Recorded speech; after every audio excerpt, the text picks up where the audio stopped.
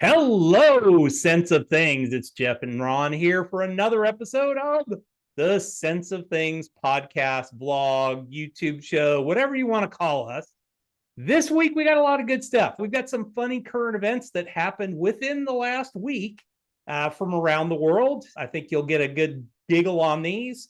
Ron's got some great stuff for us, talking a little bit about the leading economic indicators, which we haven't talked about in a while, and circling back to some stuff we talked about last year.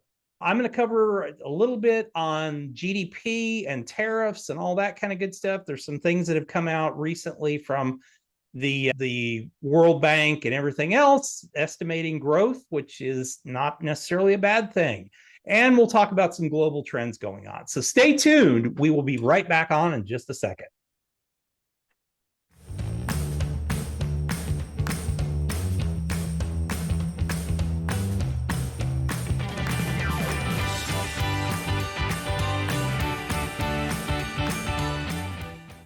Hello, everybody. Welcome to the show. Ron, how you doing, bud?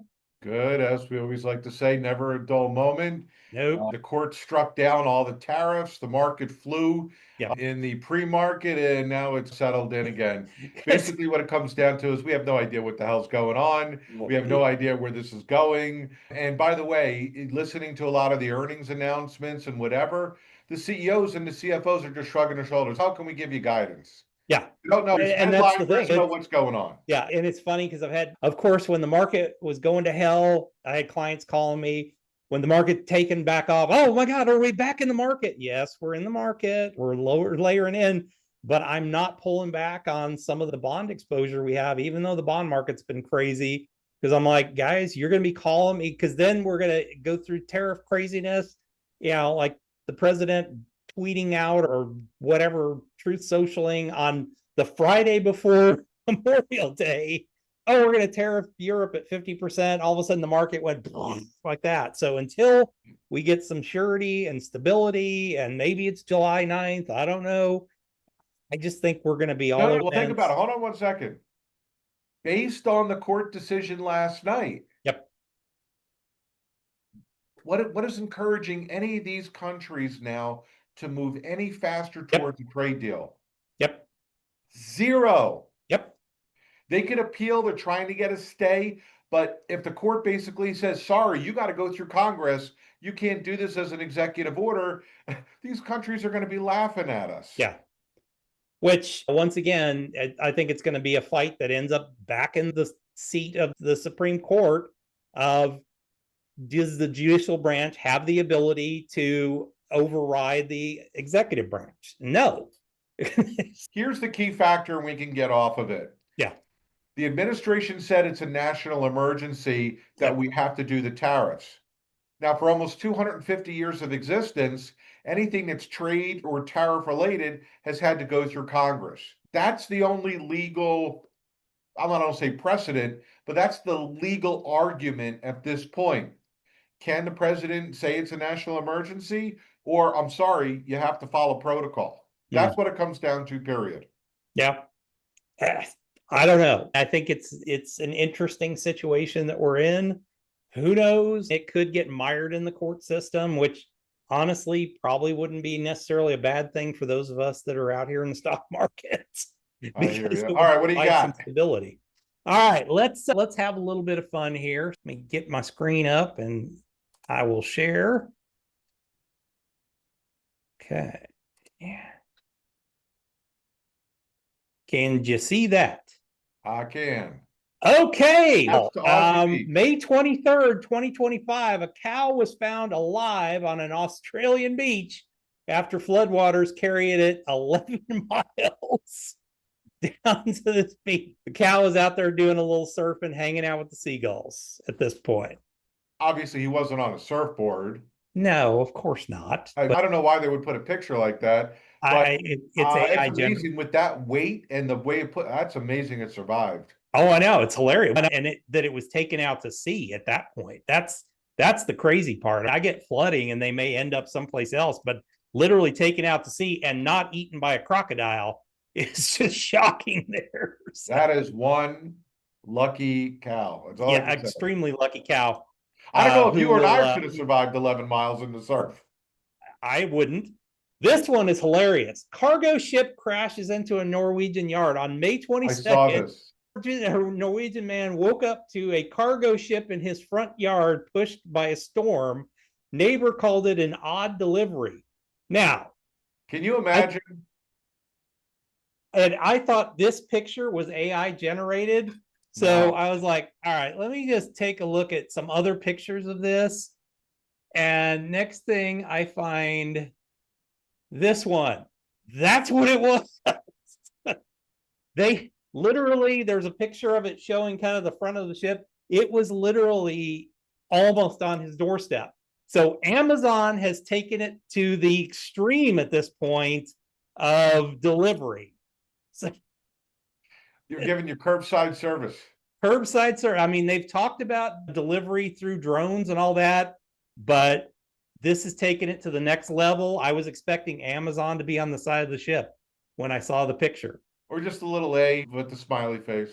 All right. So last but not least, New York Park hosts a pigeon fest looking like your best pigeon at this point. So that's what they do in New York. I just don't get it. I guess they're bored. I guess they are. There's nothing better to do than to dress up like pigeons. So what do you got for us in your world? All right, I'll let you Stop sharing here. Okay, there we go.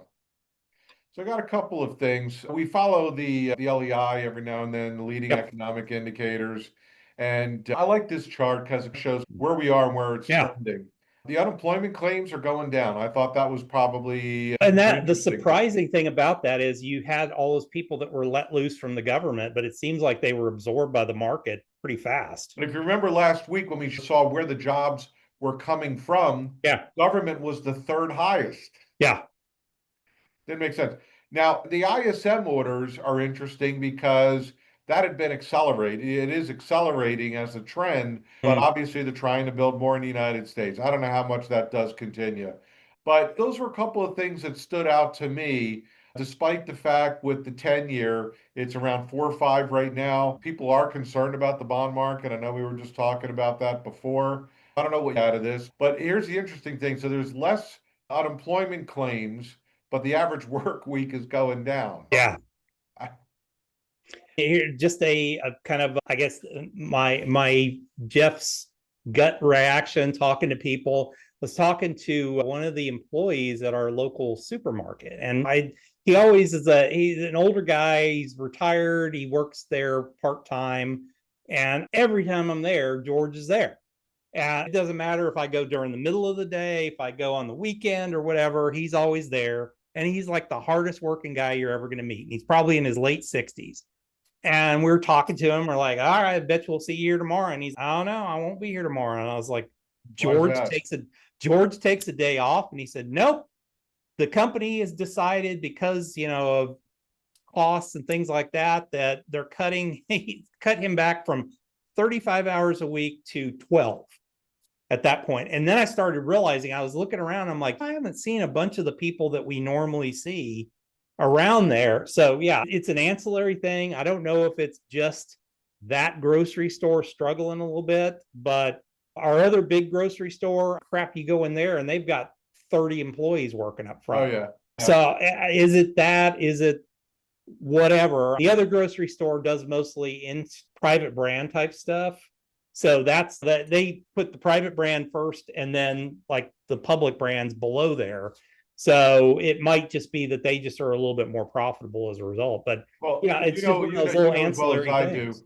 The mom and pop grocery stores have been phased out over the last 40 or 50 years. Yeah. And they were talking on the news last night of even not as much employment for the graduating seniors and stuff like that. And in the summer jobs are just not there because a lot of companies are just like, okay, I don't know at this point. So they're cutting back on hours and everything. So pizza places and ice cream will always hire the kids. Yeah. I look at the one interesting thing I see there though is industrial production still strong and accelerating, which is interesting to me.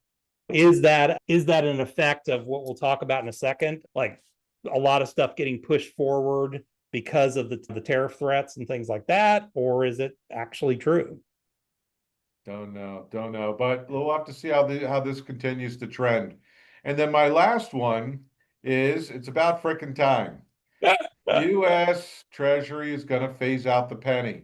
Now, here I thought this was interesting. The penny has been in use since 1792, and will save them 56 million a year because the coin cost almost 4 cents to make. I had heard numbers like 2.4, 2.7. Yeah. Now, the nickel cost 10.4 cents to make. Yep.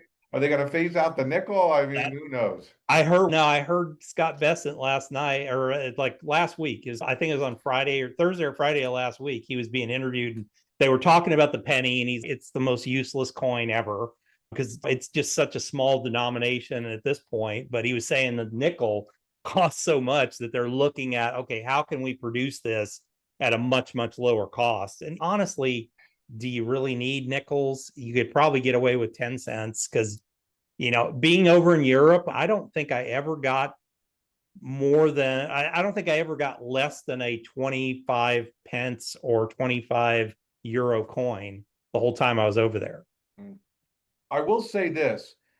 I read a couple of different articles. I just happened to snip this one, but it says they go out of circulation next year. It doesn't mean we're no longer going to use them. No, they're still It just going to be means in we're not circulation. producing anymore. Yeah.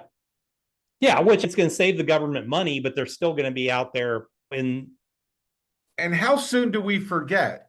Do you remember 4 or even 5 years ago during COVID, nobody could find a frickin' penny? Nope. Remember that whole thing? Oh, it was like Panic City just because we don't have rounded it off pennies. anyway. Yeah. Where were the pennies during COVID? Yeah.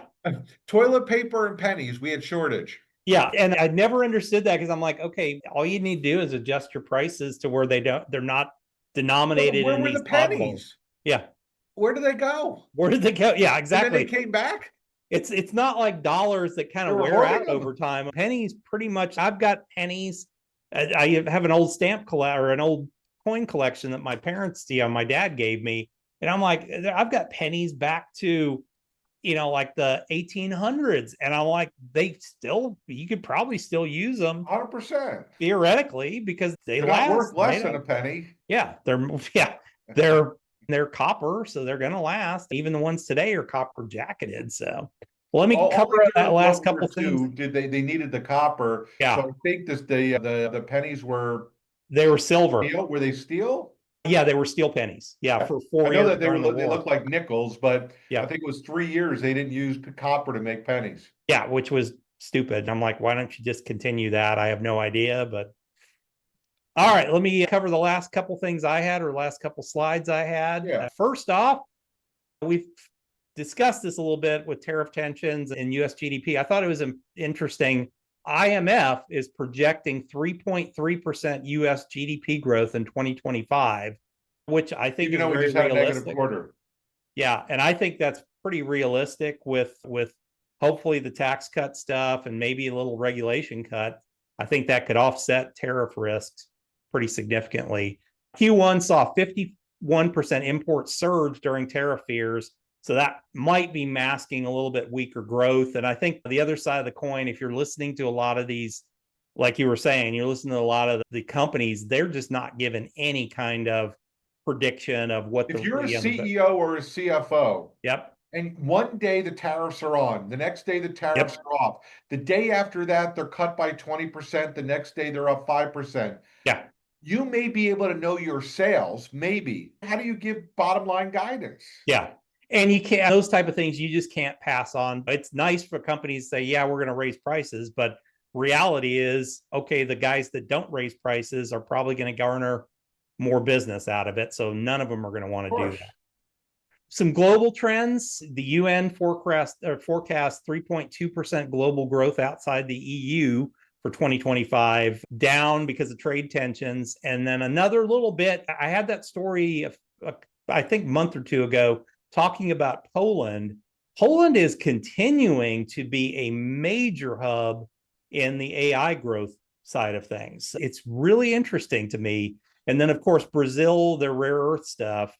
And I think probably the most telling thing that I've seen, and I think the good thing that's going to come downstream is oil prices are below their 50-week average.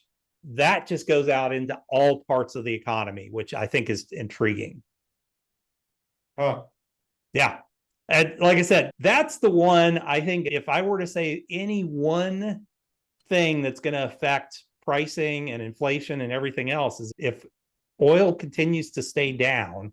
And we really haven't reached any kind of the drill baby drill stuff, because a lot of these companies were basically shuttered for the last 4 years, and it takes some time to get up and running. But it's intriguing to me. Yeah, oil's at 61 right now. Yeah. And why would it go up? Yeah. If they're making that deal with the Saudis, they're going to pump more in. Yeah. You know? Again, why would you invest in an oil and in an energy company? I don't want to touch them. Like I said, the only thing I ever touch are the pipeline companies, because that's just all on demand, and they're a toll booth. So that's the only exposure I ever have. Yeah, we're at a 4-year low. Yeah. Which is awesome. Yeah, that's going to be the thing, because it affects the trucks that deliver stuff. It affects the fertilizers and everything else. It just, so much of that filters out into the world. It's not going to be an overnight thing, but I see it as being a late this year, going into next year, going into the next growing season next year. If it stays there, it's going to have a huge effect on the food production and everything else. I just brought it up. You would think lower, and this is another industry I never invest in, it's airlines. And while oil's been going down, it's been going the airline industry has been going nowhere as far as aggregate stock price. Yeah. Which is, but you'll see once again, you'll see little interesting shoots like Delta doing extraordinarily well, yet Southwest, which has historically been fantastic company to invest in, very odd. Southwest, American Airlines, and Hawaiian Airlines were some of the best to invest in, and they're just completely terrible now. Well, Southwest is now charging bag fees. Yeah, which I think, and they're assigning seats. So I'm like, okay, so what makes you different from any of the others? I had a client in here yesterday who goes back and forth to the East like every other month, and she was really upset. She says, but because she's got a Southwest credit card, she believes the bag fees will be free. And I'm like, hey, you may want to check that. Yeah. And it may be, if they've got that, they're making money somehow, but they may have to change their stock symbol. You know what Southwest stock symbol is, right? Love. LUV. Might have to change it to BAD. We don't love you no more. We want to make some money. We're like everybody else. Yeah. Yeah. So there's no differentiator at that point. I used to travel a ton. I was very loyal to one airline, I will say, that uses the initials AA, and I was based out of Dallas. So that was the place to be. But after I stopped traveling a ton, I basically go where the cheapest price is that can get me there at the right time. So I don't really have any loyalty like I used to in those cases. No, I totally agree with you. Yeah. All right, folks, thank you for joining us. We do this for you. So make sure that you subscribe to the channel. Make sure that you give us some comments. Love having those conversations with you guys offline. So thanks a lot, and we'll see you guys back here the very next time.